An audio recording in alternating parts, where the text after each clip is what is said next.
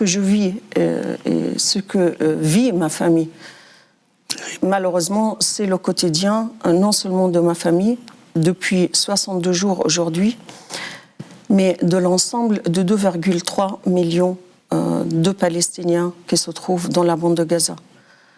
Si je vous dis le bilan d'aujourd'hui, le bilan, on n'arrive pas à suivre tellement les victimes et les Palestiniens assassinés, le nombre est gigantesque. On est à plus de 16 000 assassinés, Palestiniens assassinés par Israël depuis 2 mois, dans leur majorité, vous l'avez rappelé tout à l'heure, des femmes et d'enfants. Plus de 60%, 75% parmi eux sont des femmes et d'enfants. Plus de 1,9 million des Palestiniens sont déplacés aujourd'hui, et pas une seule fois. 2 fois, 3 fois, 4 fois. Le cas de ma famille a été déplacée 4 fois. On a demandé à tout le monde de quitter le nord vers le sud. Ma famille a fait comme tout le monde, par peur, par la volonté tout simplement d'épargner les enfants et leur garantir un abri sécurisé, comme ça a été déclaré par Israël. Ils vont dans le sud, où il se trouvait, le bâtiment où ma famille a été réfugiée, a été bombardé. Du coup, comme beaucoup de Palestiniens, ils décident de remonter dans le nord. Mon père m'a dit, si c'est la mort partout, si la mort ne suit partout, qu'on soit dans le nord ou dans le sud, moi je préfère rentrer à la maison et mourir en dignité chez moi. Ça, c'est la perception aujourd'hui de tout Palestinien qui se trouve dans la bande de Gaza. C'est la mort imminente. C'est la désespérance, c'est le désespoir. Pour qu'on se donne l'ampleur, parce qu'on a vu ces listes circuler évidemment et elles ont été présentes, mais ça veut dire qu'une famille comme la vôtre, on parle en dizaines de personnes. On parle d'une trentaine de personnes. Une trentaine de personnes, avec des vieillards, avec mes frères, ma sœur, leurs enfants, leurs petits-enfants. On parle de toute une alignée, toute une génération palestinienne entière.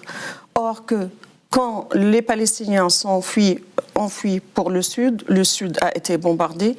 Aujourd'hui, Israël bombarde dans le nord. Il a divisé la bande de Gaza en 3 parties, le nord, le centre et le sud. Et ils ont dit, allez-y dans le sud, c'est une zone sécurisée. Or qu'aucune place, aucun endroit aujourd'hui dans l'ensemble de la bande de Gaza est un endroit sûr. Les hôpitaux sont bombardés, les écoles de UNRWA qu'on appelle à son élimination, qui produit et qui fournit aujourd'hui les services vitaux, l'agence onusienne, on va en reparler après, pour les réfugiés palestiniens. Les écoles sont bombardées, les abris sont bombardés, les gens trouvent nulle part où aller, même s'ils vont vers la mer. Les Israéliens bombardent de la mer. C'est un apocalypse total. Toute infrastructure est anéantie, toute essence de vie est anéantie. Les gens ne trouvent rien. De quoi manger, de quoi boire, de quoi se soigner. Les hôpitaux ne peuvent pas soigner même les 60 000 blessés. On est à 60 000 blessés.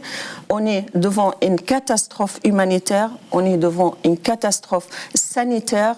Le système de dessalement ne fonctionne plus dans la bande de Gaza. C'est les épidémies, c'est l'hépatite C aujourd'hui qui atteint toute la population, beaucoup d'entre eux.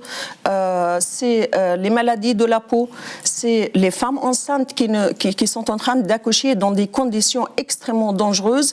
Plus de 50 000 femmes enceintes se trouvent dans la bande de Gaza. Plus de 20% de la population est handicapée et elle a besoin des soins très particuliers. Les gens se trouvent dans la rue parce qu'ils n'ont aucun endroit sûr pour s'abriter, pour protéger leurs enfants. C'est l'horreur totale, c'est la peur totale, mais c'est la résilience aussi, car la population gazaoui et l'ensemble du peuple palestinien est conscient du projet israélien. C'est le transfert forcé de toute une population. Justement.